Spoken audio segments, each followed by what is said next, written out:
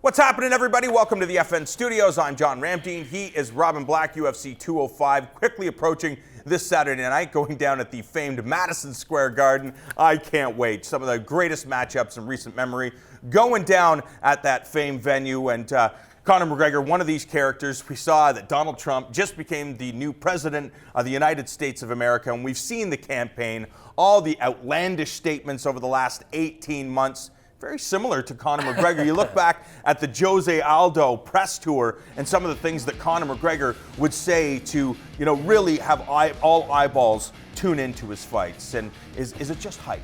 Well, they're both reflections of the culture that we live in, the social media culture, the controversy-based culture, the emotional engagement of the core culture. That's where they are. But we hope, as, Canada is like America's goofy little brother. So we're very affected by our big brother. We hope that much like Conor McGregor, he's throwing bottles and stuff and screaming and freaking out. And after the weigh-ins, he turned to his coach and he said, "The illusion of insanity is over. It's time for the game plan." We hope that's the same case with this guy with the crazy haircut that's now the president of our big brother over there. We hope that was just craziness. And in fact, he's not crazy. It was all part of the show.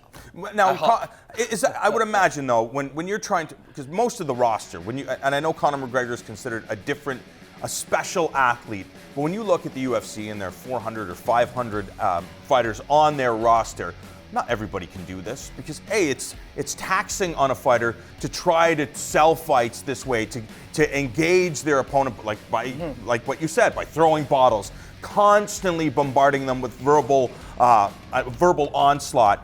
You should be focused on fighting. Why is it that Conor McGregor can do it, but the rest of the roster can't? Talent.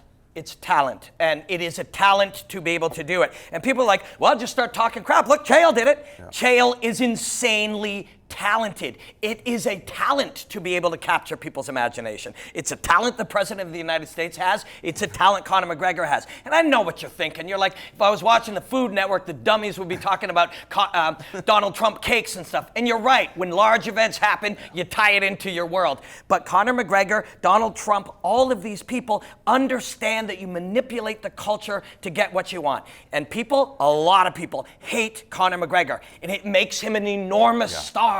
And a lot of people, the people who hated Donald Trump, helped him win this election by keeping these people in the media, and the very same people who will say, oh, this is unfair, this guy gets a push. You're the ones pushing Conor McGregor by hating him. You got to get that through the head. And for Eddie Alvarez, I would imagine that he's Hillary.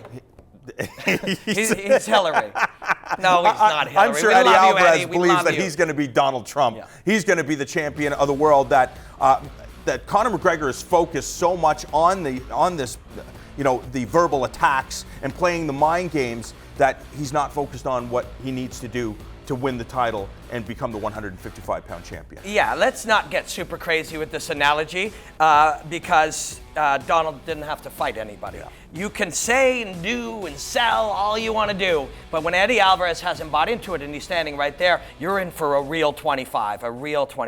But then on the other hand, we can take this analogy further, because at the end, no matter what a fighter says, when they stand there and say, I respect my opponent, it was just a contest in here, and I love everybody and I thank you all, and we all go, oh, isn't he awesome? We saw the same thing with the acceptance speech. And that is really where we are in the landscape of mixed martial arts. Some fighters get it. They understand in order to walk away from this unforgiving sport where very, very few people get to retire on the money they've made inside of the cage, a guy like Conor McGregor or Chael Sonnen, they run with things, make their fights the biggest humanly possible so that both they and their opponent will get to leave the cage with the biggest slice of pie that any fighter has ever made in history. And you have to applaud a guy for doing that. Absolutely. But you also have to understand, whether you like it or not, that is a talent. It is a talent to be able to excite people. It's a talent to be able to capture people's imagination. Everybody's on YouTube. Everybody's on Facebook. You're only watching the talented ones. UFC 205 goes down Saturday night. 3 title fights